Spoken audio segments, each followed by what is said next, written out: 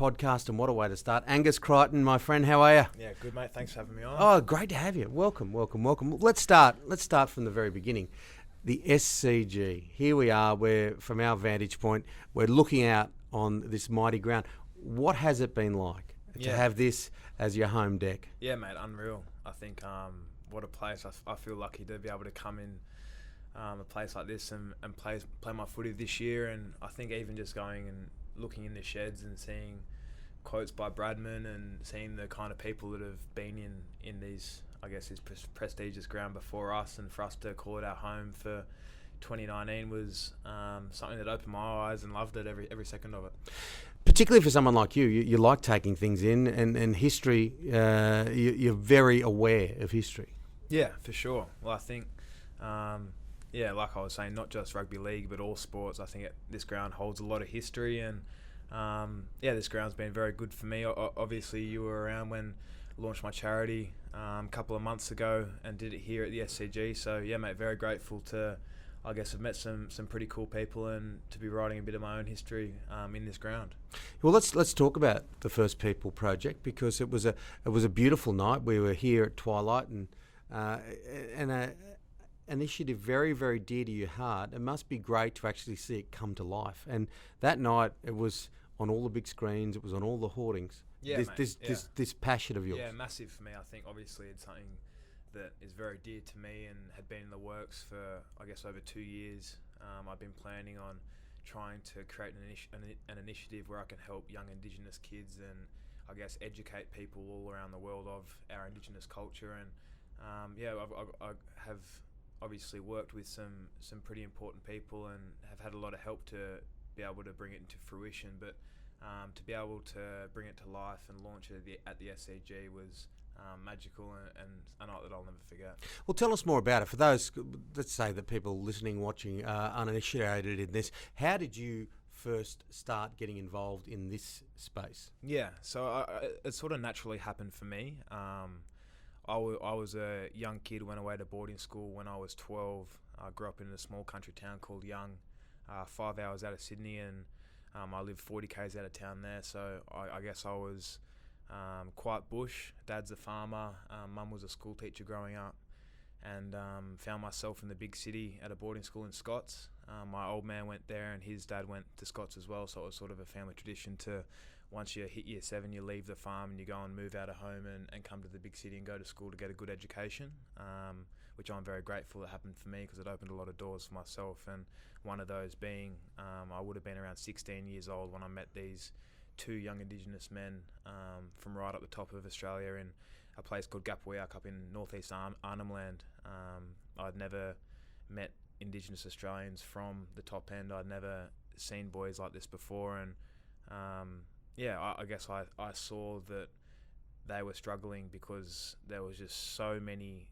I figured this out later on, but I just saw that they were lost. I think they're absolute fish out of water, weren't they? Yeah, well, mate. So English is their third language. There's I don't know how many different Indigenous tongues there are up there, but so their language is called Jumbara Pingu, and I listen to their language and it sounds like something from another country. And anyway, when I saw them talking, I saw them just being, and I saw how lost they were.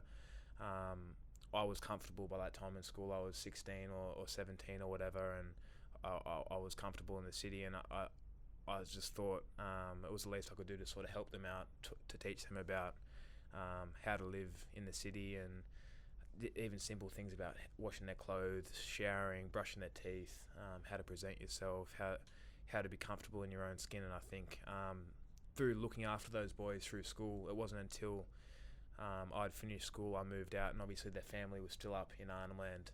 They'd come and stay with me on weekends and that type of thing.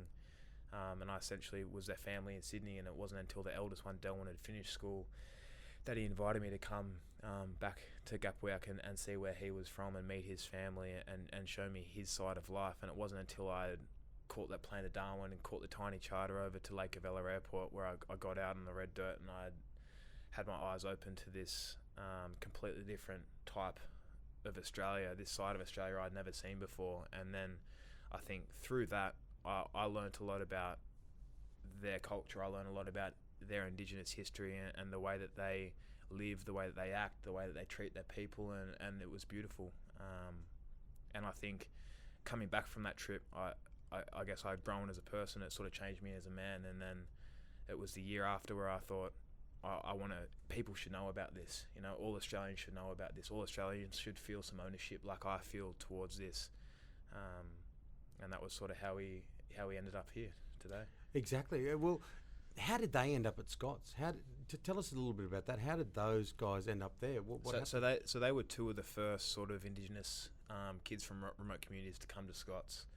Scots has a really good Indigenous program which helps give kids opportunities, and obviously those guys, they're great young kids who I think they can see a future. And I think to bring kids into the city, they've got to be promising young kids to be able to leave their community and come and live in the city and put themselves out on a limb. So they find good kids that can do that, and then they give them an opportunity like Leon and Delwyn did. And I think, it's pretty cool that Scots can do that, because they're not doing it for any other reason but to try and give these kids an opportunity, and then give kids like myself an opportunity to open your mind and broaden your horizons. And I think that's what happened here. Yeah, brilliant. Could you see a bit of synergy with yourself? Because, as you say, it was a family tradition to head off as an early teenager. Tradition's great, but it can be challenging, it can be confronting. What was it like as a boy when you hit town, being 40k out of young? Yeah, massive. I think I used to catch a school bus an hour each way into primary school, and then going from doing that to living on the school was obviously daunting. But I think, my old man was always really supportive of do whatever you want to do. He knew I always wanted to play footy, and I think when he finished school, he was always, I think, felt pressure to come back onto the land, whether that be from himself or from his family or just from history. And he, ever since I can remember, as young as I was, he always said, chase your dreams, do whatever you want, do what makes you happy, and don't ever feel any pressure from me. So I can always thank my dad for being like that. Yeah, he's a great character, Charlie, too. I've only met him the one night, but he was fantastic to have a quick chat with.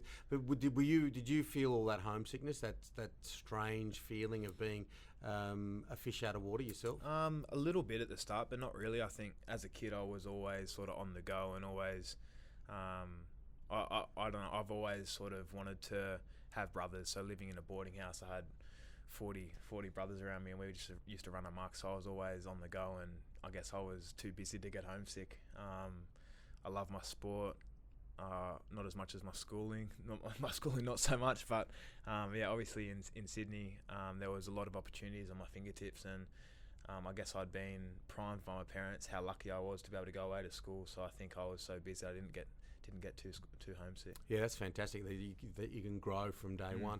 The First People project. What do you want to achieve out of this initiative? As I said, it was a remarkable night here, like so much history in sport here, and here we were with Australia's greatest history. Yeah, so the First People project, there's two sort of parts to the charity. The first part is educating people, and we want to do that through mainstream media and through making short films on different communities and different cultures, just to, I guess, shed some light on our First Nation people and our history that we have in Australia. Because, like I was saying, for me, I got my eyes open to just a tiny part of it, and it is beautiful and it is Australian, and I think that's something that every Australian should be able to feel connection and should be able to feel drawn to. And I think that if we can create all Australians to feel connection and drawn into our Indigenous history, then our Indigenous Australians will feel more connected to our non-Indigenous Australians. And I think that's how, as a country, we'll move forward. And then the second part is looking after young kids and giving them support when they finish school. So kids like Leon and Delwyn, the two that I sort of looked after, is being that support network for them, to help them achieve what they want to achieve when they finish school. Let that be, they want to go to uni, they want to go to TAFE to do a trade, if they just want to go and get a job, helping them get their resume together, giving them that side-by-side support to achieve what they want to do. Because you don't notice, but these kids, once they leave their communities and come into, I guess, Western civilization, their parents, a lot of the time, the furthest they've left their communities will be Darwin or be a major city around their community. So when these kids come to Sydney, their parents sort of say, yeah, you guys are more educated than us now here, you guys go off and do your own thing. And that's great till they finish school, but then they sort of need that support to be able to fill out forms, to be able to get chased up on, like, you know yourself having kids. I think young kids need support, and they need a network, and they need people to be helping push them in the direction that they want to go so that they can achieve what they want to achieve. Oh, and the numbers are scandalous when you look at medical statistics, when you look at all those statistics, those markers in our society, and where the Indigenous markers are, like, health, longevity, it goes on and on and on. So from a community perspective, from a country's perspective, these kinds of things are going to help. Yeah, and I think, like I said on the night here a couple of months ago, that I think before Western people came in here and I guess changed the way that Australia was run and changed the way that histories went, and that's something we can't change, but before then Indigenous people were sustainable, they were living healthy lives, and I think that we came in here and changed all that, changed that dynamic, and there's nothing that we can do about changing that now, but I think we need to work together to fix it again. I think that the only way that we're going to be able to, I guess, fix what's gone on in the past is to move forward side by side, to really make a difference there.